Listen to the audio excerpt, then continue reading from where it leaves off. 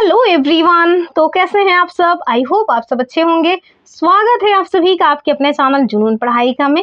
तो चलिए हम लोग अपनी यूपीएससी पीईटी के प्रैक्टिस सेट को आगे बढ़ाते हैं। हम लोग इसमें हिंदी के प्रैक्टिस सेट देख रहे हैं जिसमें हमने 9 प्रैक्टिस सेट ऑलरेडी देख लिए हैं।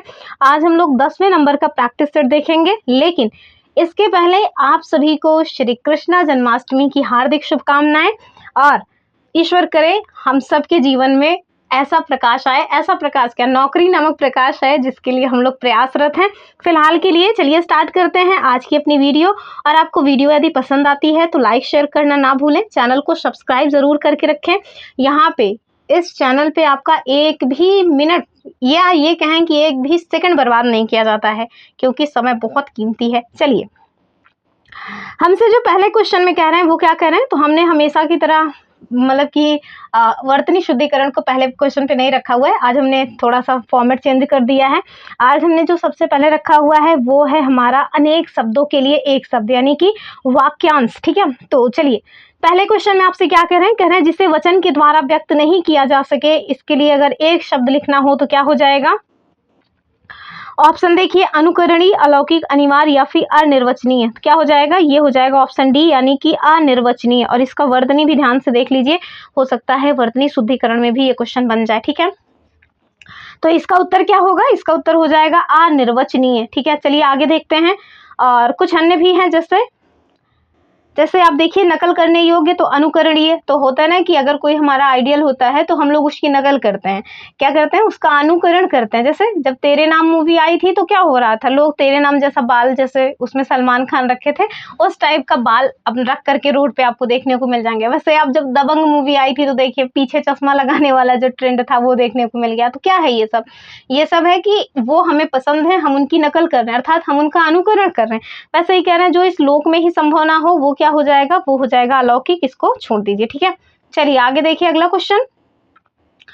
और जो हमारा अगला क्वेश्चन है वो आपसे क्या कह रहे हैं, कह रहे हैं कि नीचे दिए गए वाक्यांश के लिए आपको उचित शब्द दिए गए विकल्पों में से चुनना है। तो चलिए चुन लेते हैं। ऐसा क्या है, कह रहे हैं कि जो सबसे आगे रहता हो या जो सबके आगे रहता हो, तो क्या हो जाएगा, अग्रिम, अग्रज, अग्रगण या फिर अग्रणी। तो क्या हो जाएगा, इसका साफ साफ आप सबको पता है कि इसका हो जाएगा अग्रणी। ठीक है, यानी कि जो सबके आगे रहता है उसके लिए क्या होता है, अग्रणी होता है। ठीक है, अन्य भी देख लीजिए, जैसे आगे आने वाले के लिए क्या होता है, अग्रिम। कहते हैं ना, मतलब कि जो अग्रिम है, कई बार आप लोगों ने इसको अपने जीवन में भी यूज किया होगा कि जो आगे आने वाला वर्ष है, यानी कि आगामी या अग्रिम वर्ष है, तो वही है।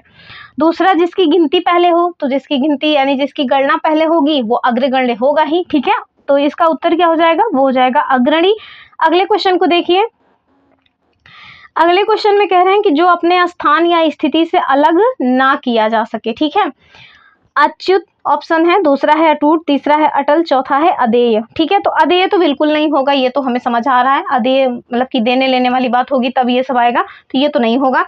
इसका जो सही उत्तर है वो क्या हो जाएगा, वो देखिए आप। और इसका जो सही उत्तर है वो हो जाएगा ऑप्शन ए वाला, यानी कि अच्युत। तो जो अपने स्थान या स्थिति से अलग ना किया जा सके उसके लिए एक शब्द होगा अच्युत। अन्य शब्द भी देख लीजिए, जैसे इसको हमने देख ही लिया। दूसरा देखिए, ना टूटने वाला, ये क्या हो जाएगा, अटूट। तो बंधन होता है, कई सारे बंधन ऐसे होते हैं, कहते हैं ना हम लोग अपने डेली लाइफ में कहते हैं कि आपके साथ हमारा ये जो बंधन है वो अटूट है, अर्थात ना टूटने वाला है। भाई बहन का मतलब जो बंधन है इस टाइप का बोलते हैं कि अटूट बंधन है। हालांकि आजकल जो समय चल रहा है उसमें तो हर एक बंधन टूट जाते हैं। आगे देखिए, कह रहे हैं जो अपनी बात से ना टले वो हो जाएगा अटल। ऐसे व्यक्ति बहुत ही रेयर केस में आपको देखने को मिलेंगे, वरना आजकल लोग सब दरबद्दुल हो गए हैं, आपके सामने आपकी, दूसरे के सामने दूसरे की। लास्ट, जो दिया ना जा सके उसे हम कहते हैं अदेय। ठीक है, चलिए आगे देखिए अगला क्वेश्चन नंबर नेक्स्ट आपसे क्या कह रहे हैं। आज हमने थोड़ा क्वेश्चन ज्यादा रखे हुए हैं। कह रहे हैं ऐसी जीविका जिसका कुछ ठीक ठिकाना ना हो, इसके लिए एक शब्द क्या होगा। ऑप्शन देखिए, आकाश कुसुम, आकाश सलिल या आकाश वृत्ति या आकाश फल। तो इसका जो सही उत्तर है वो क्या हो जाएगा, वो हो जाएगा आकाश वृत्ति। और ये क्वेश्चन अभी हाल ही में पूछा गया था। ठीक है, तो ऐसी आजीविका जिसका कोई भी ठिकाना ना हो उसके लिए हम जो शब्द यूज करते हैं वो है आकाश वृत्ति। तो चलिए आगे देखिए, कुछ अन्य भी हैं उन्हें भी देख लीजिए। जैसे आकाश वृत्ति हमने देख लिया। आकाश फल जो शब्द है वो कब यूज होता है, तो संतान अथवा संतति के लिए ये शब्द प्रयोग होता है, जबकि जो अनहोनी है या असंभव बात है ना उसके लिए यूज होता है आकाश कुसुम शब्द। ठीक है, चलिए आगे देखिए अगला क्वेश्चन। तो चलिए अब हम लोग जो देखने वाले हैं वो है अपना समश्रुत भिन्नार्थक अर्थ। ठीक है, तो ये वो शब्द होते हैं जो पढ़ने और लिखने में आपको लिखने में नहीं, पढ़ने सुनने में आपको लगेगा कि एक ही जैसे हैं, लेकिन इनके अर्थ अलग अलग होते हैं। ठीक है, तो चलिए पहला देखिए, पहला करें किस विकल्प में शब्द युग्म का अर्थ भेद सही है। शब्द क्या है, और दो, और अर्थ दिया हुआ है दूसरा तथा, और अगला है उर उरु और अर्थ दिया हुआ है हृदय नदी, जबकि तीसरे में है इतर इत्र और कह रहे हैं भिन्न और इत्यादि, और लास्ट है अपरा अपार दूसरी जिसे पार ना किया जा सके। तो आप देखिए इसका जो सही उत्तर है वो तो हो जाएगा ऑप्शन डी वाला। ठीक है, अपरा जो शब्द है इसका अर्थ होता है दूसरी, जबकि अपार जिसे पार ना किया जा सके, तो केवल यही अकेले शुद्ध है, बाकी सब असुमेलित है। चलिए अगले क्वेश्चन को देखिए, और ये भी देख लीजिए ये क्वेश्चन पूछा कहाँ गया है, तो वीडियो री एग्जाम में पूछा गया था। ठीक है, अगले क्वेश्चन में आपसे क्या कह रहे हैं, कह रहे हैं कि श्रुति सम भिन्नार्थक शब्द युग्म जो आपको दिया हुआ है चरम और चर्म, इनका उचित अर्थ बताना है। ऑप्शन क्या है आपके पास, टूटना शाश्वत, दूसरा है श्रेष्ठ शक्तिहीन, तीसरा है अंतिम सीमा और चमड़ा, और चौथा है चमड़ा और अंतिम सत्य। ठीक है, तो यदि हम इसके सही उत्तर की बात करें तो चरम का जो है अर्थ क्या होता है, ये होता है अंतिम सीमा, और चर्म मतलब होता है हमारी स्किन अर्थात चमड़ा, तो इसका उत्तर हो जाएगा ऑप्शन सी। ठीक है, कुछ अन्य भी दिए हैं उन्हें भी देख लीजिए। तो ये सब वीडियो एग्जाम 2023 में जो क्वेश्चन हुआ था उसमें पूछा गया है। तो ऐसे शब्द जो पढ़ने और सुनने में लगभग एक ही जैसे लगते हैं लेकिन उनका अर्थ जो है अलग अलग होता है, तो उन्हें ही हम समश्रुत भिन्नार्थक शब्द कहते हैं। ये मैंने आपको ऑलरेडी बता दिया है। जैसे अवधि, अवधि मतलब होता है समय। हाँ, अभी मुझे याद आया, उस दिन हमने गलती से आपको जो अवधि है ना, अवधि लैंग्वेज, ये दरअसल जो अवधि लैंग्वेज होती है ये इस तरह से लिखा जाता है, जबकि गलती से हमने ये लिख दिया था। ठीक है, तो मैंने बोला सही था लेकिन अवधि लिखने में गलती कर दी थी, तो ध्यान से इसको देख लीजिएगा। अभी मैंने अवधि देखा तो मुझे याद आ गया कि मैंने ये गलती अपने प्रीवियस वीडियो में की थी, तो उसको हम अभी सुधार रहे हैं। ठीक है, तो जो अवधि होता है उसे हम समय को कहते हैं, जबकि जो अवधि है ना ये अवधि लैंग्वेज है जिसमें श्री रामचरितमानस लिखा हुआ है, पद्मावत लिखी हुई है। ठीक है, तो इसको ध्यान से देख लीजिएगा। तो अवधि, ठीक है, जब बड़ी ई है तो वो एक लैंग्वेज के रूप में यूज हो रहा है, जबकि अवधि मतलब होता है टाइम पीरियड या समय। ठीक है, वहीं आप देखिए अम्बुज, अम्बुज मतलब होता है कमल, तो कमल का पर्याय होता है अम्बुज। यही अम्बुध की बात करें तो ये सागर का पर्याय बन जाता है। ठीक है, चलिए अगले। तो देखिए क्वेश्चन नंबर 7 आपसे क्या कह रहा है कि किस विकल्प में शब्द युग्म का जो अर्थ भेद है वो सही नहीं है। चलिए शब्द युग्म देखिए, और दूसरा है अर्थ भेद। कह रहे हैं अभिराम और अविराम, और कह रहे हैं स्थिर और लगातार। देखिए अभिराम मतलब ना सुंदर होता है ना कि स्थिर, तो यही वाला इसका गलत है, बाकी जो अन्य है वो ठीक है। ठीक है, जैसे आदि और आदि, तो आदि मतलब क्या होता है, आदि मतलब होता है स्टार्ट करना। जैसे आपने आदि अंत जो शब्द विलोम है उसमें देखा होगा कि आदि मतलब होता है स्टार्ट करना, अंत मतलब होता है समाप्त करना। तो ये सॉरी, जो आदि है इसका मतलब होता है आरंभ। वही आदि की बात करें ना तो कहते हैं कि हम इस चीज के आदि हो चुके हैं। जैसे बहुत सारे लोग चाय के आदि होते हैं इंक्लूडिंग मी, तो ये क्या है, आदि होना अर्थात अभ्यस्त होना, उसकी आदत टाइप का लग जाना। ठीक है, वहीं अगला जो है अचल और अंचल है। तो अचल मतलब होता है स्थिर। आप लोगों ने जो पहाड़ होते हैं, पर्वत होते हैं, उनके लिए ना पर्याय के रूप में देखा होगा अचल, तो वो क्या है, स्थिर है। अंचल मतलब होता है क्षेत्र। वहीं अयस और अयस देखिए, तो अयश मतलब होता है बदनामी और अयश मतलब होता है लोहा। ठीक है, चलिए अगले क्वेश्चन की बात करेंगे। यहाँ पे देखिए क्या कह रहे हैं, कह रहे हैं कि कनिष्ठिका और मध्यमा के मध्य की जो अंगुली है ना उसको क्या कहा जाता है। पहले तो ये देखिए कि अंगुली इस तरह से लिखा जाता है, बहुत सारे लोग इसको उंगली कहते हैं, तो कहते हैं ना कि उनकी बात में उंगली मत करो, तो ये क्या है, इस तरह से नहीं लिखा जाता, अंगुली होता है। ठीक है, तो चलिए देख लीजिए कनिष्ठिका और मध्यमा के मध्य जो उंगली होती है उसे हम क्या कहते हैं। ऑप्शन देखिए अनामी, अनिमिका या फिर अनामिका, तो उत्तर डी हो जाएगा, क्योंकि इसमें आपको जो सबसे ज्यादा ध्यान देना था वो था वर्तनी को। ठीक है, तो इसका उत्तर हो जाएगा डी। तो कनिष्ठिका और मध्यमा के मध्य जो अंगुली है ना उसको क्या कहते हैं, उसे कहते हैं अनामिका। तो बहुत सारे लोग को तो कनिष्ठिका ही नहीं पता होगा। तो जो सबसे छोटी वाली उंगली होती है हमारे हाथ की उसे हम कहते हैं कनिष्ठिका। ठीक है, वहीं जो सबसे लंबी वाली उंगली होती है और मध्य में होती है वो कौन सी है? वो है हमारी मध्यमा। और इसके मध्य जो उंगली आती है ना, उसे कहते हैं, क्या कहते हैं? इसे कहते हैं अनामिका। आप देखेंगे कि जो भी शुभ काम वगैरह करना हो उसके लिए जो चंदन वगैरह लगाया जाता है वो किससे लगाया जाता है? उसे इसे अनामिका से ही लगाते हैं। ठीक है, चलिए आगे देखिए अगला क्वेश्चन। और हमारा अगला क्वेश्चन क्या है? कह रहे हैं पीछे पीछे चलने वाला वाक्यांश के लिए एक शब्द क्या होगा? अनुचर, अनुवर्ती, अनुगामी या अनुगमनीय। क्या हो जाएगा इसका? इसका हो जाएगा अनुवर्ती। ठीक है, ऑप्शन बी। अगले क्वेश्चन की बात करेंगे और इसको यहाँ पे जो है आयोग के द्वारा जो माना गया था वो देख लीजिएगा। पीडीएफ जरूर जो है डाउनलोड कर लीजिएगा। पीडीएफ के लिए आपको हमारा टेलीग्राम चैनल ज्वाइन करना पड़ेगा।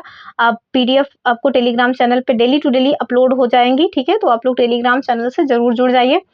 क्या कह रहे हैं आपसे? कह रहे हैं जिसकी कोई कीमत ना हो सके, इस वाक्यांश के लिए एक शब्द क्या होगा? ऑप्शन देखिए, कीमती, अमूल्य, बहुमूल्य या फिर नन ऑफ द अबव। तो अगर कीमत लग रही है तभी हम कहते हैं ये कीमती है, तो ये तो बिल्कुल नहीं होगा। अमूल्य, तो समझिए जिसकी कोई कीमत ही नहीं है, इसका मतलब है कि वो व्यक्ति अमूल्य है। ठीक है, तो वस्तु तो हो ही नहीं सकती क्योंकि वस्तु बिकाई हो, मतलब हर एक वस्तु की कोई ना कोई कीमत होती है, लेकिन जो व्यक्ति होते हैं ना वो अमूल्य होते हैं। तो ये क्या है? Option B. ठीक है, चलिए आगे देखिए अगला क्वेश्चन। और जो बहुत ज्यादा कीमती होता है उसे बहुमूल्य कहते हैं, जैसे सोना, चांदी, हीरा, मोती, प्लैटिनम वगैरह। क्वेश्चन नंबर 11 देखिए कि वर्तनी की दृष्टि से शुद्ध शब्द का चयन करना है। तो वर्तनी शुद्धिकरण आ गया है और बहुत ही महत्वपूर्ण क्वेश्चन आया हुआ है। अनुग्रहित, अनुग्रहित, अनुग्रहित या फिर अनुग्रहित, इसका आपको बताना है सही वर्तनी कौन सा हो जाएगा। तो ये हो जाएगा ऑप्शन बी वाला, अनुग्रहित। ठीक है, तो ये गृह शब्द से बना हुआ है। एक और होता है अनुग्रह शब्द से बनता है, वो होता है अनुग्रहित। ठीक है, चलिए अगले क्वेश्चन की बात करेंगे और हमारा अगला क्वेश्चन कह रहे हैं कि एक की वर्तनी शुद्ध है, वो आपको बताना है। राज्य महल, कोमलांगिनी, निरोग या फिर अच्छौहिड़ी। तो अच्छौहिड़ी तो आप सबने देखा ही होगा, संधि में अक्सर देखने को मिलता है। इसका उत्तर जो है वो हो जाएगा ऑप्शन डी वाला, यही ठीक है। ये राज्य महल नहीं होता है, ये होता है राजमहल, अर्थात राजा का महल। ठीक है, तो ये राज्य महल बिल्कुल मत लिखिएगा, ये क्या होता है? राजमहल। वहीं कोमलांगिनी, तो जो कोमलांगिनी होता है या फिर कोमलांगी होता है, ये देखिए यहाँ पे आपको इसका सही वर्तनी लिखा हुआ है, कोमलांगी होता है। ठीक है, निरोग अक्सर लोग इस तरह से लिख देते हैं, तो निरोग नहीं होता है, नीरोग होता है। क्या होता है? नीरोग। ठीक है, नेक्स्ट क्वेश्चन देखिए। और जो नेक्स्ट क्वेश्चन है, कह रहे हैं कि एक की वर्तनी शुद्ध है, वो आपको बताना है। खिवैया, न्यौछावर, अन्ननाश या फिर निरपेक्ष। तो कौन सा शुद्ध है यही आपको बताना है। और हमसे कह रहे हैं कि कौन सा शुद्ध है। वैसे तो आप देखिए निरपेक्ष भी एकदम शुद्ध लिखा हुआ है और अनानास तो एकदम शुद्ध ये है, तो इसका ना दो वर्तनी दरअसल शुद्ध हो गया है। तो इसका जो निरपेक्ष है ना, इसको आप इस तरह से समझ लीजिएगा कि ये गलती से निरपेक्ष ऐसे लिखा हुआ था और इसकी सही वर्तनी क्या होती है? ये होती है। ठीक है, उड़ंकू रा वाली। तो फिलहाल के लिए ध्यान से इसको देख लीजिएगा, इसमें ये भी शुद्ध है, ये भी शुद्ध है। न्यौछावर होता है, न्यौछावर भी शुद्ध लिखा हुआ है। ठीक है, और खिवैया भी ठीक लिखा हुआ है, नहीं ना, खिवैया भी ठीक ही लिखा हुआ है। तो दरअसल ना ये टाइपिंग में एरर हो गया है। एक काम करिए, इसमें सारी की सारी वर्तनी शुद्ध ही लिखी है। खिवैया भी ठीक लिखा है, न्यौछावर भी ठीक लिखा है, अनन्नास भी ठीक लिखा है, निरपेक्ष भी ठीक लिखा हुआ है। तो ये मेरे टाइपिंग में ये सब ठीक हो गया है, ऑटो करेक्ट हो गया है कुल मिला करके। फिलहाल के लिए आप जानिए कि ये सारी की सारी वर्तनियां एकदम शुद्ध है। ठीक है, और इनका अशुद्ध मैंने आपको एक्सप्लेनेशन में दे दिया है, तो आप इसको जरूर देख लीजिएगा। चलिए अगले क्वेश्चन की बात करेंगे और हमारा जो अगला क्वेश्चन है वो क्या हो जाएगा? अलौकिक का शुद्ध रूप आपसे पूछ रहे हैं। ठीक है, कह रहे हैं कि अलौकिक का शुद्ध वर्तनी क्या होगा। ऑप्शन देखिए, मतलब कि अलौकिक, अलौकिक या फिर अलौकिक या आलोकुक, क्या हो जाएगा? ये आपको दिख ही रहा होगा ऑप्शन जो ये वाला है, ऑप्शन सी। सी हरा, मतलब कि क्रम थोड़ा उल्टा हो गया है, तो लेकिन आप जाने रहिए कि अलौकिक कैसे लिखते हैं। अलौकिक। मैंने आज बहुत ध्यान दिया था कि क्रम में कुछ भी गड़बड़ी ना होने पाए, फिर भी 2-4 क्वेश्चन में गलती से गलती हो ही गई है। ठीक है, तो हालांकि जब हम खुद ही लिख रहे हैं तो और आपको इनमें क्रम वगैरह के चक्कर में फंसना ही नहीं चाहिए। ध्यान से देखिए, अलौकिक किस तरह से लिखा जाता है। चलिए अगले क्वेश्चन की बात करेंगे। क्या कह रहे हैं? कह रहे हैं निम्न में से वर्तनी की दृष्टि से शुद्ध शब्द कौन सा है। ठीक है, तो यहाँ मैंने देखिए क्रम ठीक किया हुआ है, वरना यहाँ भी गड़बड़ाया था। तो वर्तनी की दृष्टि से शुद्ध कौन सा है? अधिकार, अनुसरण, अध्ययन या फिर आगामी। तो क्या होता है? आगामी तो नहीं होता है, हम लोग कहते हैं ना आगामी परीक्षा, जैसे यूपीपीएससी या आपका यूपी ट्रिपल एससी का जो होने वाला है पेट, ये आगामी ही तो है। फिलहाल के लिए आप देखिए अध्ययन एकदम शुद्ध लिखा हुआ है। ठीक है, क्या लिखा है? अध्ययन एकदम शुद्ध लिखा है, ऑप्शन सी वाला। जो अन्य है वो क्यों गलत है? तो अधिकार नहीं होता है। क्या, एक सेकेंड, क्या हो रहा है? ये दरअसल अधिकार होता है। क्या होता है? अधिकार, ये धा है। ठीक है, अधिकार संस्कार। अनुसरण नहीं होता है, अनुसरण होता है। क्या होता है? अनुसरण, ठीक है, अनुसरण। और ये अध्ययन ठीक लिखा है। आगामी न होकर के क्या होता है? आगामी होता है, ठीक है, आगामी, इस तरह से लिखा जाता है। चलिए अगले क्वेश्चन को देखिए क्या कह रहे हैं। अगले क्वेश्चन में आपसे कह रहे हैं कि शुद्ध वर्तनी वाले शब्द का आपको चयन करना है, ठीक है। ऑप्शन क्या है? ये तो बहुत ज्यादा पूछे जाने वाला शब्द है, अंत्याक्षरी। दूसरा क्या है? पूजनीय। पूजनीय को मैंने कई बार आपको बता दिया है, पूजनीय होता है। क्या होता है? पूजनीय। इसमें जो आधा जा लग गया है फैशन में, ये गलत है। तदोपरांत, तो तदोपरांत नहीं होता है, क्या होता है? तदुपरांत होता है। क्या? तदुपरांत, ठीक है। वहीं यदि हम लोग कवियत्री की बात करें तो कवियत्री नहीं होता है, क्या होता है? कवयित्री, ठीक है, कवयित्री होता है, ठीक। तो अंत्याक्षरी एकदम ठीक लिखा हुआ है। बहुत सारे लोग इसको अंताक्षरी अंताक्षरी कहते हैं, तो ध्यान से देख लीजिए, अंत्याक्षरी होता है। चलिए आगे देखिए, यहाँ पे आपको स्त्रीलिंग बताना है। हमने कई दिनों से पुल्लिंग वाले क्वेश्चन करवाए हैं, आज हमने स्त्रीलिंग लिया हुआ है। तो स्त्रीलिंग शब्द कौन सा है वो आपको बताना है। नहीं, इसमें आपको बताना है ना, स्त्रीलिंग जो शब्द है वो अलग कीजिए। कौन सा है? हुलास, हरकत, हमला या फिर हवाला। तो कौन सा इसमें स्त्रीलिंग है वो बताइए। हुलास, हरकत, हमला और हवाला। तो समझ में तो आ रहा है कि ये हरकत की जाती है। कहते हैं ना, ऐसी हरकत मत करो। तो वो जो हरकत है वो क्या है? की जाती है। हरकत किया जाता है कि हरकत की जाती है? आप बताइए क्या होता है? हरकत की जाती है। तो वही है भैया, हरकत जो है ये एक स्त्रीलिंग शब्द है। वही हुलास, हमला, हमला किया जाता है। कभी आपने सुना है हमला की जाती है? नहीं ना, हमला किया जाता है। हवाला दिया जाता है, हवाला दी जाती है, ऐसा नहीं होता, हवाला दिया जाता है। तो वही है, बाकी सब तो ठीक ही है। तो देख लीजिए यहाँ पे कुछ मतलब कि आपको वो भी दिया, जैसे वाक्य प्रयोग में कि तुम्हारी हरकत अच्छी नहीं लगती है। आपने सुना है क्या? तुम्हारी हरकत अच्छा नहीं लगता है। अगर कुछ ऐसा कोई बोल रहा है ना, तो समझ लीजिए कि वो अंग्रेज है, हिंदी नहीं है, उसको हिंदी नहीं समझ आती है फिलहाल के लिए। अब जैसे कुछ लोग बोलते हैं हमको हिंदी नहीं आता है, तो ये अपने आप में ही गलत बोल रहे हैं। हमको हिंदी नहीं आता है, ये तो गलत है ना, हमको हिंदी नहीं आती है, इस तरह से होता है। तो हमने कई बार बताया स्त्रीलिंग पुल्लिंग ये आपको पहचानना है, तो उसके लिए अपना वाक्य प्रयोग कीजिए, फटाक से आपको पता चल जाएगा कि हाँ ये इसका उत्तर होना है। तो देखिए, हरकत जो शब्द है वो एक स्त्रीलिंग शब्द है, यहाँ पे आपको वाक्य प्रयोग में भी बता दिया गया है। नेक्स्ट क्वेश्चन कह रहे हैं कि एक युग्म अशुद्ध है, वो आपको बताना है। गूंगा का गूंगी बिल्कुल ठीक ही लग रहा है, गोप का गोपी ठीक लग रहा है, घोड़ा घोड़ी ठीक है, कुंजड़ा का कुंजड़ी, तो क्या कुंजड़ा का कुंजड़ी नहीं होगा? एकदम सही है ये भी। नहीं नहीं, कुंजड़ा का कुंजड़ी नहीं होता, वो आपने सुना होगा ना जिसमें आइन वगैरह का लगा, जिससे मतलब कि पंडित का पंडिताइन होता है, तो वैसे ही जो कुंजड़ा है इसका कुंजड़ी नहीं होता है, इसका क्या होता है? कुंजड़िन होता है। मैं तो भूल ही गई थी, कुंजड़िन होता है। क्या होता है? कुंजड़िन। तो इसका जो सही उत्तर है वो डी वाला हो जाएगा, कुंजड़ा का कुंजड़ी ना होकर के क्या होगा? कुंजड़िन होगा। वहीं अगला देखिए, स्त्रीलिंग शब्द यहाँ पे बताना है आपको, रिक्शा, भैंस, ऊंट, ट्रक। तो इसमें क्या सोचना समझना है, भैंस साफ साफ दिख रही कि हम ही भैया स्त्रीलिंग है। अगले क्वेश्चन की बात करेंगे, इसमें भी आपको स्त्रीलिंग बताना है। टायर, झाड़ू, मेला, जूता। इसमें भी आपको कुछ मतलब ज्यादा दिमाग लगाना ही नहीं है, झाड़ू शब्द जो है वो स्त्रीलिंग है, बाकी सब पुल्लिंग है। अगला क्वेश्चन कह रहे हैं, इसमें बताइए कौन सा स्त्रीलिंग है। फाटक, दरी, बगीचा, मतलब या आंगन। इसका क्या हो जाएगा? तो दरी बिछाई जा रही है, कहते हैं ना दरी बिछा नहीं है, तो ये क्या है भैया? ये स्त्रीलिंग शब्द है। आगे देखिए, यहाँ भी आपको स्त्रीलिंग बताना है। संकल्प, उत्साह, चक्रव्यूह या मृत्यु। तो मृत्यु ये जो है अंतिम सत्य है, और मृत्यु होती है, अर्थात मृत्यु होता नहीं है, मृत्यु होती है, कहते हैं ना उनकी मृत्यु हो गई। तो ये जो है एक स्त्रीलिंग शब्द है, ऑप्शन डी। अन्य क्वेश्चन देखिए, और अगला जो क्वेश्चन है वो पर्यायवाची से आ रहा है। कह रहे हैं निम्न में से कौन जो है युग्म पर्यायवाची सही नहीं है। तो जलाधि का कह रहे हैं अम्बुद, ठीक है। सरोवर का पुष्कर, पुरंदर का देखिए अमरपति, और वहीं फणी का देखिए उरग। तो आपको दिख ही रहा है कि अम्बुद नहीं होगा, ठीक है, ये जलधि का अम्बुद नहीं होगा। क्या होता है? तो जलधि का जो है ना वो हो, मतलब कि जलधि मतलब क्या होता है पहले तो यही पता होना चाहिए। तो जो जलधि होता है वो होता है समुद्र। क्या होता है? जलधि मतलब होता है समुद्र का, और जो अम्बुद है ना ये बादल होता है, ठीक है, ये बादल का पर्याय है। तो कहाँ से ये आपस में पर्यायवाची हुए? नहीं होंगे, बाकी अन्य जो है वो ठीक है, ठीक है। तो इसका उत्तर हो जाएगा ए, और इसका एक्सप्लेनेशन यहाँ पे दिया हुआ है। चलिए आगे देखिए, अगला क्वेश्चन कह रहे हैं प्रत्युत्पन्नमति का अर्थ क्या है। ऑप्शन देखिए, उल्टी खोपड़ी नहीं, मतलब उल्टी खोपड़ी नहीं होता है। सहनशील, मंद बुद्धि या तत्पर बुद्धि। तो सी वाला हो जाएगा, तत्पर बुद्धि, ठीक है। तो जो मतलब फटाक से उसकी बुद्धि हमेशा ही एकदम तत्पर रहती है उत्तर देने के लिए, उसे ही कहते हैं प्रत्युत्पन्नमति, ठीक है। तो इसका उत्तर क्या हो जाएगा? तत्पर बुद्धि वाला व्यक्ति। कुछ हल मतलब कुछ अन्य भी देखिए, जैसे मंद बुद्धि किसे कहते हैं, जिसके पास कम अकल होती है उसे मंद बुद्धि कह देते हैं। जो सहन करने के लिए कहते हैं ना, बहुत सहनशील व्यक्ति हैं, कुछ भी सहन कर ले जाते हैं। तो बहुत ज़्यादा हद से ज़्यादा सहनशील होना भी ठीक नहीं होता, क्योंकि वो कहावत है ना कि अति का भला न बोलना, अति की भली न चूप, और अति का भला न बरसना, और अति की भली न धूप। तो कुल मिलाकर के अति कुछ भी अच्छी नहीं होती है, ज़्यादा सहनशील भी नहीं होना है, ठीक है।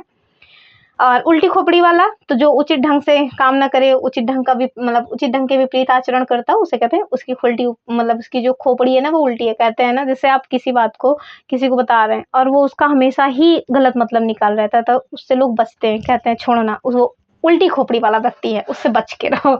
चलिए अगले क्वेश्चन को देखिए। अगले क्वेश्चन में कह रहे हैं निम्नलिखित शब्दों के सही पर्यायवाची शब्द होंगे कौन से, क्रमशः आपको बताना है। और पर्यायवाची किसकी किसकी देखनी है, भगवान एक तो ब्रह्मा की, सेवक और ग्रीष्म। सिर्फ इतना ही नहीं देखना, ब्रह्मा कैसे लिखा जाता है ये भी देख लीजिए। तो ब्रह्मा की प्रजापति तो होती है, ठीक बात है, सेवक चाकर भी होता है, ग्रीष्म का शीत, समझ आ रहा है, ये पर्याय नहीं होकर के क्या हो जाएगा, विलोम, तो ये तो कट गया, ठीक है। करण नौकर बिल्कुल नहीं, चतुरानन होता है ब्रह्मा का, सेवक का भृत्य होता है, ग्रीष्म का निदाद, क्या ग्रीष्म का निदाद्य होता है, बिल्कुल होता है, तभी तो दिया है, ऑप्शन सी इसका सही उत्तर हो जाएगा। कह रहे हैं अगले क्वेश्चन में 26 नंबर का क्वेश्चन है कि पत्नी शब्द के पर्यायवाची कौन से हैं, विभावरी और रजनी, चंचला, तड़ित, भारिया और प्राण प्रिया। बस और ज्यादा दिमाग नहीं लगाना है, पत्नी का होता है भारिया और प्राण प्रिया, ठीक है। और जहाँ पे आपको एक्सप्लेनेशन भी दिया गया, पत्नी शब्द के पर्यायवाची भारिया प्राण प्रिया हैं। जो रात्रि होती है ना उसके पर्यायवाची हैं विभावरी और रजनी, विद्युत के पर्यायवाची हैं चंचला, तड़ित, बिजली आदि, ठीक है। अन्य क्वेश्चन में देखिए, क्वेश्चन नंबर 27 कह रहे हैं कि जीवन धन का समानार्थी है शब्द है, यानी कि जो जीवन धन है इसके समानार्थी शब्द कौन से हैं। ऑप्शन देखें, यमराज, पति स्वामी, आदमी या महीपति। अब देखिए इस तरह का अगर कहीं भी इस टाइप का कोई सेंटेंस ही दिया हुआ है, कोई वर्ड दिया हुआ है जिसमें खुद तो एक बार शब्द लिखा है, ऊपर से ब्रैकेट में चीजें लिखी है, तो अक्सर जो है ये एग्जाम में सही हो जाता है। हम हालांकि हमेशा सही नहीं होता है क्योंकि इस बार आरओ में मैंने ये वाला तुक्का लगाया और वो वाला क्वेश्चन मेरा गलत हो गया। सामान्यतः ऐसा नहीं कि 100%, कभी कभी गलत भी हो जाता है, लेकिन अगर आपको कुछ नहीं आ रहा है तब आप इस तरह के ट्रिक्स वगैरह यूज कर सकते हैं। हालांकि देखिए जीवन धन का समानार्थी शब्द जो है वो हो जाएगा पति या स्वामी, ठीक है।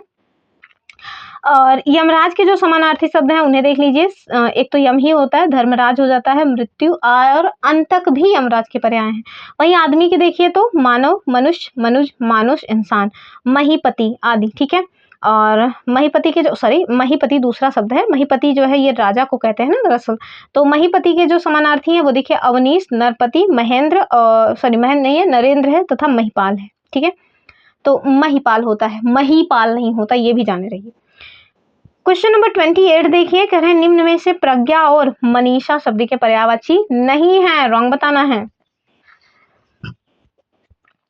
ऑप्शन देखिए, विवेक, मेधा, मति या फिर विधाता। तो ऑप्शन क्या हो जाएगा इसका उत्तर हो जाएगा अपना ऑप्शन डी वाला, यानी कि विधाता नहीं होगा, बाकी सब ठीक है।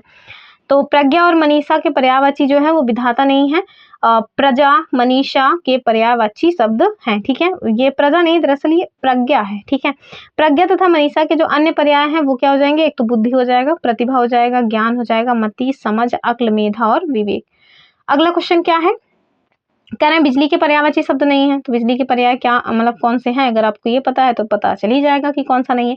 विद्युत, ये तो होता ही है, आभा, चंचला। तो मुझे क्या लग रहा है, मुझे तो लग रहा है कि सबके सब हैं, तो इसका डी उत्तर होना चाहिए फिर एक हिसाब से, लेकिन देखो कह रहे हैं कि बी वाला होगा। तो आभा मतलब क्या होता है, आभा कहते हैं ना उनके किरण की, उनके आभा। तो हाँ ठीक है, सॉरी मुझे लग रहा था कि आभा जो है बिजली का होगा, तो नहीं, ये बिजली का नहीं होगा, ठीक है। आभा, जो आभा शब्द है ना ये बिजली के पर्याय नहीं है, जबकि विद्युत, चंचला ये सभी बिजली के पर्याय हैं। सबसे बड़ी बात देखिए, कंफ्यूज करने वाला क्वेश्चन है, तभी तो इतने सारे एग्जाम में पूछा गया है। ये देखिए इतने एग्जाम्स में पूछा गया है, यूपी ट्रिपल ने भी पूछ रखा है, डी ट्रिपल भी, यूपी पीसीएस आरओ यार सब ने पूछ रखा है, किसी ने नहीं छोड़ा है। तो कंफ्यूजिंग क्वेश्चंस को ऐसे ही पूछा जाता है, ठीक है। और बिजली के जो अन्य पर्यायवाची हैं देख लीजिए, विद्युत, चंचला और दामिनी, तड़ित, ये सभी होते हैं। जबकि आभा जो है ना वो ज्योति का पर्यायवाची है, तो एक ही जैसे शब्द हैं दोनों, इस वजह से कंफ्यूजन हो ही जाता है। और एग्जामिनर यही तो करता है, दिमाग में जो कंफ्यूजन क्रिएट करने वाले शब्द हैं वही तो वो पूछेगा, आसान आसान से थोड़ी ना पूछता है। यहाँ देखिए कह रहे हैं कि आपको ABCD में बताना है, ठीक है। विकल्प में रेखांकित शब्द के लिए कौन सा उपयुक्त चिन्ह है उसे आपको बताना है। चलिए, कह रहे हैं आकाश में काले बादल हैं और जो बादल शब्द है ना इसको अंडरलाइन किया गया है। और ऑप्शन क्या है, मेघ, अब्र, वरिधर या फिर नन ऑफ द एबव। इसका उत्तर क्या हो जाएगा, इसका उत्तर हो जाएगा ऑप्शन क्या हो जाएगा, मेघ भी होता है, अब वारिधर भी होता है। तो इसका जो है उत्तर दरअसल ये बिहार वाले में पूछा गया था, तो ये हो जाएगा उपरोक्त में से एक से अधिक, यानी कि इसमें जो ऑप्शन है ना आकाश में काले बादल हैं उसके केवल एक ही सही नहीं है, एक से अधिक सही है। जैसे आप देखेंगे ईमानदारी से तो वो क्या हो जाएगा, डी में दरअसल ना हम लोग लिख लेते हैं उपरोक्त में से सभी। क्या हो जाएगा, उपरोक्त में से सभी, उपरोक्त में से सभी, ठीक है। तो ये डी वाला है, उपरोक्त में से सभी, इसको इस तरह से लिखिए। तो आप देखिए उपरोक्त में से सभी यानी कि आकाश जो शब्द है, सॉरी आकाश नहीं, बादल के जो है इसमें आपसे टोटल पर्यायवाची पूछी जा रही है। तो टोटल जो बादल शब्द है ना इसके पर्याय में आपको एक तो मेघ भी मिल जाएगा, दूसरा अब्र भी मिल जाएगा, तीसरा वारिधर भी मिल जाएगा, और भी कई सारे होते हैं जैसे जलद हो जाता है, और अम्बुद भी जो है किसके पर्याय हैं, तो बादल के ही पर्याय हैं। तो इसका ना आप लिखिएगा कि डी में जो ऑप्शन है वो है उपरोक्त में से सभी। तो यहाँ भी हम लोग उपरोक्त में से सभी कर देते हैं, उपरोक्त में से सभी विकल्प बादल के पर्याय हैं। एक सेकेंड, उपरोक्त में से सभी, ठीक है, यहाँ भी आप लिखिए सभी, ये पर्याय है, ठीक है। चलिए अगले क्वेश्चन की हम लोग बात करते हैं, और अगला क्वेश्चन आपसे क्या कह रहे हैं, कह रहे हैं कि इनमें से विलोम शब्द का सही युग्म कौन सा है। ऑप्शन देखिए, आकुंचन प्रसारण, दूसरा अल्पज्ञ का अवज्ञ, तीसरा है सन्मुख का उन्मुख, चौथा है स्थावर का जंगम। पता है क्या हो जाता है, ये जो आपको गलतियां देखने को मिलती है, ये PDF हम खुद ही बनाते हैं, और ऑटो करेक्ट जो है वो कभी कभी ना कि मतलब कि हो जाता है, इसी वजह से चीज़ें थोड़ी सी इधर उधर हो जाती हैं। तो इसी वजह से तो हम हर चीज़ को खुद से करेक्ट कराते चलते हैं ना, कि कोई दिक्कत ना होनी पाए। तो देखिए क्या करें इनमें से विलोम शब्दों का सही युग्म कौन सा है, आकुंचन का प्रसारण, अल्पज्ञ का अवज्ञ, तो फिर क्या कह रहे हैं, कह रहे हैं कि सन्मुख का उन्मुख और दूसरे का स्थावर का चंचल। तो स्थावर का तो जंगम होता है, इसको तो पहले ही काट दीजिए। और सन्मुख का कह रहे हैं उन्मुख नहीं, ये तो हो जाता है विमुख। अल्पज्ञ का कह रहे हैं कि अवज्ञ नहीं, ये होता है विमुख, ठीक है। इसका क्या होता है, सॉरी कह रहे हैं विमुख, एक सेकेंड, अल्पज्ञ का क्या होगा, बहुज्ञ, क्या हो जाएगा, बहुज्ञ, ठीक है। तो उत्तर इसका क्या हो जाएगा, आकुंचन का प्रसारण, ऑप्शन ए जो है वो ठीक है। चलिए अगले क्वेश्चन की बात करते हैं, कह रहे हैं आवर्तक का विलोम शब्द कौन सा है। विपरीतार्थक, इट मीन्स विलोम पूछ रहे हैं। प्रवर्तक, अनावर्तक, आकृष्ट, सॉरी आवृष्ट या प्रकर्षक। देख रहे हैं आरो यारो 2021 का क्वेश्चन है, तो आरो यारो क्वेश्चन पूछता है धुआंधार एकदम। तो आवर्तक का विपरीतार्थक कौन सा है ये आपको बताना है, ये हो जाएगा ऑप्शन बी वाला, यानी कि अनावर्तक, ठीक है। अन्य भी देख लीजिए, जैसे प्रवर्तक का हो जाता है अप्रवर्तक, आवृत का क्या होता है अनावृत, अज्ञ का होता है विज्ञ। अगले क्वेश्चन में कह रहे हैं कि आधुनिक का विलोम क्या है, बहुत बार ये क्वेश्चन बना हुआ है, समीचीन, अर्वाचीन, प्राचीन या समसामयिक। तो क्या हो जाएगा, ये हो जाएगा प्राचीन, ठीक है। और ये जो अर्वाचीन है ये तो आधुनिक का पर्याय हो जाता है। क्वेश्चन नंबर नेक्स्ट देखिए, कह रहे हैं कौन सा एक सही युग्म है, आपको सही बताना है। आपत्ति का विपत्ति, अवकर्षण का अनावर्षण, और कह रहे हैं गणतंत्र का जनतंत्र। तो गणतंत्र और जनतंत्र ये तो आपस में समानार्थी हैं। आदृत का तिरस्कृत, तो आदर का तिरस्कार करना, तो कहीं ना कहीं ये ठीक भी लग रहा है और यही उत्तर भी होना चाहिए, ठीक है। ऑप्शन डी इसका सही उत्तर हो जाएगा, आदृत यानी कि आदर करना, तिरस्कृत अर्थात तिरस्कार करना, ये ठीक है। तो कह रहे हैं कि आपत्ति और विपत्ति, तो आपत्ति और विपत्ति दोनों ही समानार्थक शब्द हैं, चाहे आपत्ति आए यानी आफत आए, चाहे विपत्ति आए, दोनों तो एक ही बात हुई। अवकर्षण का कह रहे हैं कि अनावर्षण, सॉरी अवर्षण और अनावर्षण यानी कि पानी न बरसना, तो दोनों एक ही चीज है, चाहे आप उसे अवर्षण कहिए चाहे अनावर्षण कहिए। तो इसका क्या हो जाएगा, इसका हो जाएगा वर्षण यानी कि वर्षा होना। गणतंत्र और जड़तंत्र, तो गणतंत्र का जो विलोम होगा वो मतलब राजतंत्र होगा, ठीक है। चलिए आगे देखें, क्वेश्चन नंबर 34 आपसे क्या कह रहे हैं कि निम्न में से विलोम शब्द का सही युग्म कौन सा है। ऑप्शन क्या है, आग्रह का विग्रह, तो गणतंत्र का लोकतंत्र। अब देखिए गणतंत्र को लोकतंत्र दोनों समानार्थक हैं, हमसे विलोम पूछ रहे हैं। आकीर्ण का विकीर्ण, थोक का कह रहे हैं परचून। तो आपको बताना है कौन सा सही युग्म है, ये हो जाएगा ऑप्शन सी वाला, आकीर्ण का विकीर्ण, ठीक है। आग्रह का कह रहे हैं विग्रह, तो आग्रह का विग्रह ना होकर के दुराग्रह होगा। थोक का क्या हो जाएगा, थोक का हो जाता है फुटकर, और गणतंत्र का क्या हो जाएगा, राजतंत्र। मुझे लग रहा है जैसे ये वाला क्वेश्चन मैंने ऑलरेडी करवाया हुआ था। चलिए आगे देखिए कि बालोचित इस शब्द का सही संधि विच्छेद क्या होगा। तो हम लोग मतलब संधि विच्छेद पे आ गए हैं। कह रहे हैं बोलोचित बिल्कुल नहीं, बाल प्लस उचित, तो यही ठीक है, बाल प्लस उचित बराबर बालोचित, ठीक है, इसका उत्तर ये हो जाएगा। और इसको एक्सप्लेनेशन आप लोग देख लीजिएगा। अगला क्वेश्चन क्या है, महोत्सव का सही संधि विच्छेद क्या है? तो महा प्लस उत्सव मिलकर के होता है महोत्सव, तो कहाँ पे दिया हुआ है महा प्लस उत्सव? बी में दिया है, ठीक है, ऑप्शन बी। और कौन सी संधि है? तो आप देखिए गुणस्वर संधि है। चलिए आगे देखिए, पीडीएफ जरूर एक बार आप लोग देख लीजिएगा। अब देखिए एक शब्द आया हुआ है व्यवहार, यहाँ से आपको पता चलेगा कि ये जो शब्द है ना, इसका जब आप संधि विच्छेद करेंगे तो आपको ये पता चलेगा कि इसमें प्रत्यय भी लगा है, उपसर्ग भी लगा है और मूल शब्द तो है ही। तो इसका जो सही उत्तर है वो देखिए रहिए क्या हो जाएगा, ये हो जाएगा वी प्लस अव प्लस हार। ऐसे ही वैयाकरण के लिए भी होता है, तो इसका सही उत्तर क्या हो जाएगा, वी प्लस अव प्लस हार, यानी कि हार इसमें प्रत्यय है, वी इसमें उपसर्ग है, अव जो है इसका मूल शब्द है, इज इक्वल टू व्यवहार, ठीक है। अगला क्वेश्चन देखिए, सदैव में कौन सी संधि है? बहुत बार पूछा जाता है, सदा प्लस एव होता है, ठीक है, सदा प्लस एव मिलकर के होता है सदैव, ठीक है। और यदि आप इसका जो है देखें कि कौन सी संधि है, तो इसमें जो है वृद्धि संधि हो जाती है, और कहाँ पे दिख रहा है, ऑप्शन सी में, ठीक है। तो वृद्धि संधि का ये नियम भी आपको दिया हुआ है, इसके कुछ अन्य एग्जांपल्स भी दिए हैं, 1 + 1 इज इक्वल टू 1 एक, रमा प्लस ऐश्वर्य इज इक्वल टू रमेश्वर, 1 प्लस औषधि इज इक्वल टू वन औषधि, महा प्लस औदार्य बराबर महोदार्य, ठीक है। तो इन सबको भी आप देख सकते हैं। यूपीडब्ल्यूएससी के किसी भी एग्जाम में जो भी क्वेश्चंस पूछे गए हैं वो सब आपके लिए इंपॉर्टेंट हो जाते हैं, थोड़ा इस वजह से हम जो प्रीवियस में क्वेश्चंस पूछे गए हैं उनको सॉल्व कराते रहते हैं। चलिए, कह रहे हैं कि सद्भावना का सही संधि विच्छेद क्या होगा? ऑप्शन संभावना, सद्भावना, बस ये मिल गया, उत्तर मिल गया। सभाव नहीं, ये सब नहीं होगा, तो इसका उत्तर क्या हो जाएगा? इसका उत्तर हो जाएगा सत प्लस भावना, ठीक है। और ये कौन सा एग्जाम्पल है ये भी जाने रहिए, ये व्यंजन संधि का एग्जाम्पल। जब भी आपको पहला जो शब्द है वो हलंत वाला मिल जाए तो समझ लीजिए व्यंजन संधि है, ठीक है। क्योंकि अगर इसमें जैसे लास्ट में ता लगा हुआ है उसमें हलंत लग गया तो आप समझ में इसमें का जो स्वर है ना वो गायब है, क्योंकि जो भी व्यंजन है वो बिना स्वर के आधे अधूरे ही होते हैं, तो जाहिर सी बात है कि वो व्यंजन संधि ही होगी, ठीक है। ये एक ट्रिक है पहचानने का, और इन सबको आप देख लीजिएगा इसका एक्सप्लेनेशन। चलिए हम लोग अपने गद्यांश पे आते हैं। आज हमने थोड़ा कम ही जो है संधि वाले को एक्सप्लेन किया है, उसके पीछे का कारण है आज क्वेश्चन हमने ज्यादा ले लिए थे, क्योंकि कल स्वतंत्रता दिवस ही था तो हमने उस पर छुट्टी रखी हुई थी। क्या मतलब है, कम से कम स्वतंत्रता के दिन तो स्वतंत्र रहें। चलिए देखिए, हमारे पास जो गद्यांश है वो हमसे क्या कह रहे हैं कि हमारे बाल्यकाल के संस्कार ही जीवन का ध्येय निर्धारित करते हैं।